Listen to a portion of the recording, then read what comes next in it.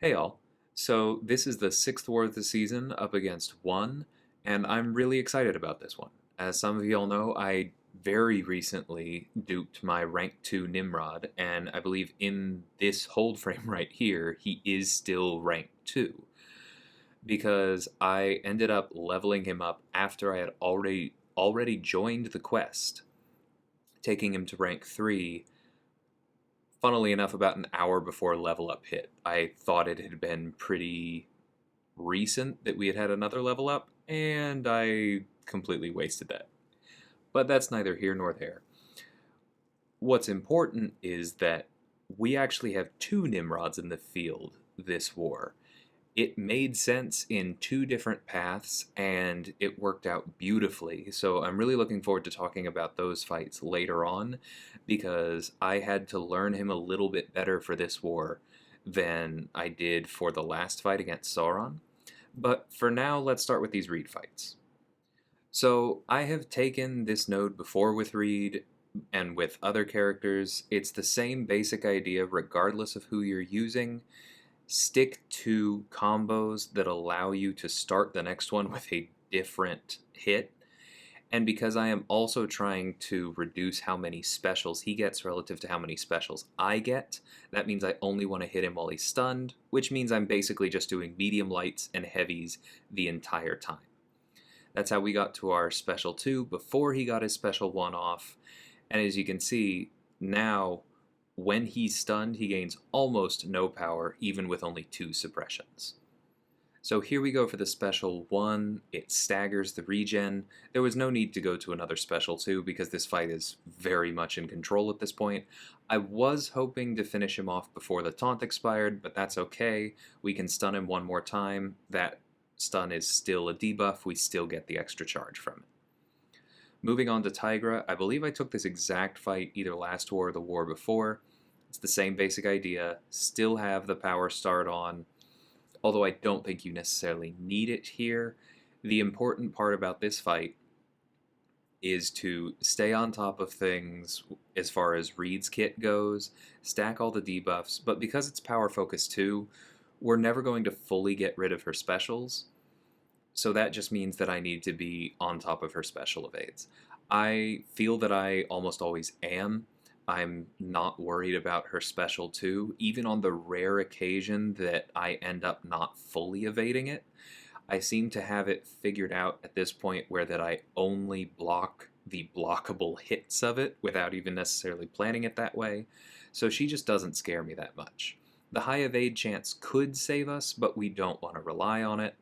And as you can see, similar to the Punisher fight, these path fights just do not have anywhere near enough health to be a problem for Reed. She didn't even detonate that power sting at the end there. She just died to willpower.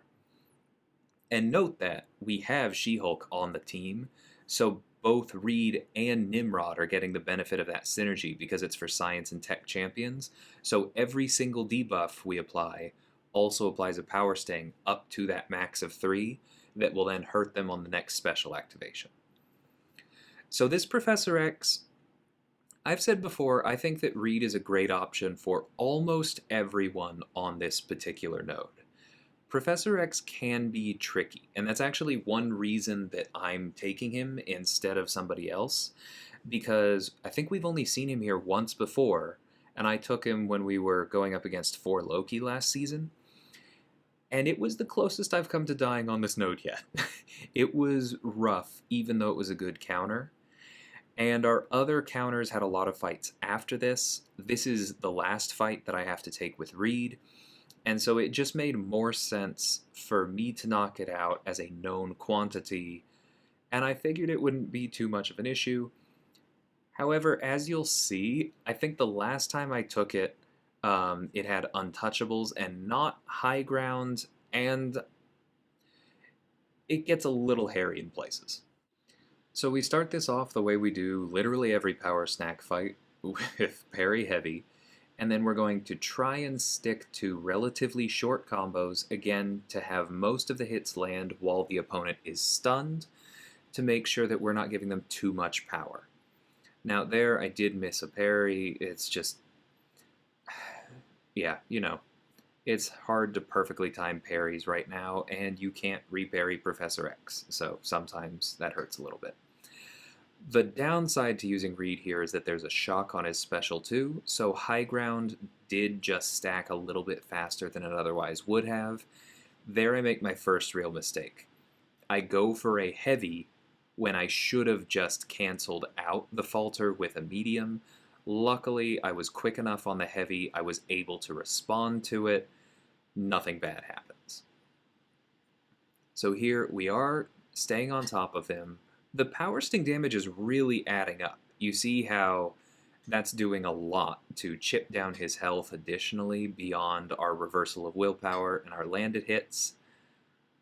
Now we are fully ramped, completely in control, but he is up to 4 high ground charges. So this is more block proficiency than I was anticipating.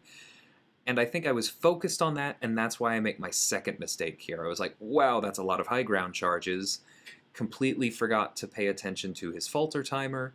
Hit into him, did get hit a few times, but thankfully, from all that willpower we were reversing, the fight was already over. So now to get into the Nimrod fights. I think most people know at this point Nimrod is particularly good at punishing mutants and opponents who gain prowess. Magneto House of X is both of those. He is also completely immune to ability accuracy reduction when facing mutants, so the fact that he's metal does not hold him back against Magneto. And he has access to power drains, which mean that we're going to be dealing with fewer specials, can stay more aggressive. He reduces special attack damage if he doesn't have that via the cowardice debuff. But the other really cool part about this is that we are going to be stacking so many armor ups because we're facing a mutant that he's going to have basically no way to hurt us. Because one of the biggest shortfalls to armor in general is that crits ignore it. And when you're facing a champion on the boss node, True Strike also ignores it. But if an opponent can't crit through block, notice that first special one did all of 600 damage on block. The second one, we didn't have quite as many armor ups. We took a full 780 on block. And now the fight's over. It's easy to focus on just how much damage Nimrod is putting out against mutants, but I think it's also really important to focus on just how tanky he is. Vega has a great video calling him the Tech Torch, and I don't disagree with that moniker, but in some ways, he's actually better for some of these fights, because unlike Torch, he's really hard to kill. And you'll see that come into play in this next fight as well. So one of the reasons I originally brought She-Hulk is actually because I was thinking, well, most of Nimrod's damage is shock. And once we get Storm low enough, or whenever we knock her down, she is going to activate her Lightning Tempest, and then she's going to be completely immune to shock effects, or 100% resistant to shock effects. And that's going to just crater our damage. So I was like, but I still will be activating debuffs, and so those power stings will add up, and I'll just kill her with the power stings. So some of you may already know where I'm going with this, because I don't necessarily have an intuitive grasp of Nimrod just yet, but I went into my duels after devising this brilliant plan to use power stings to win the fight, and very quickly realized that if I just stayed in Blitz protocol as much as possible, then Storm would be power draining herself whenever she threw her specials. And as we know, because I recently did a long guide on Storm Pyramid X, when she is power drained, she loses all of her Tempests for about, I think it's 8 seconds. Which means that as long as I can inflict that power drain from time to time, I don't have to worry about her glancing. I don't have to worry about her shock immunity. And then this becomes really, really simple. Now, the other thing about this node that's interesting is that it has Hard Knock Life, which reduces block proficiency and ability accuracy whenever you perform a well-timed block with a passive disorient you can't get rid of unless your name is Apocalypse. Now, Nimrod is immune to ability accuracy modification when facing mutants, but I wouldn't necessarily overtrust that because Mysterio is supposed to be completely immune to ability accuracy modification, and Hard Knock Life still causes his parries to fail sometimes. But as long as you don't stack too many, you could continue to build armor ups by performing well timed blocks on this node, and then you would rely on the fact that no matter how low your block proficiency goes, you would still have a really high armor rating and class advantage, and because Storm can't crit through block, you're not going to get punished for it. So I think that if I were to take this again, I would intentionally parry quite a bit more often, because I was noticing in this fight, they really weren't hurting that bad. And then I would have been cycling through my protocols faster, doing more damage, and this fight would have been even cleaner. And obviously, as it was, it went quite well. So I'm extremely happy with my rank 3 Nimrod. This was an amazing war for him. This isn't really his first war, because I did use him as a rank 2, but it's his first war as a rank 3, and he just continues to impress me. You're not going to use him everywhere necessarily, but, all of that tankiness, his immunities, the really significant damage in general, but especially against mutants, this is a really, really strong champion. And what's funny is, I said we had 2 rank 3 Nimrods in the field today. I got the easy fights with him. If you want to see Nimrod take on some harder nodes, some more complicated kits, and still come out on top, then check out the description of this video for my BG mate Stranz has recently started a YouTube channel, and he has been uploading his wars. You can learn a lot very quickly about Nimrod from these fights, because he annotated them with why he was staying in which protocols or why he should have been.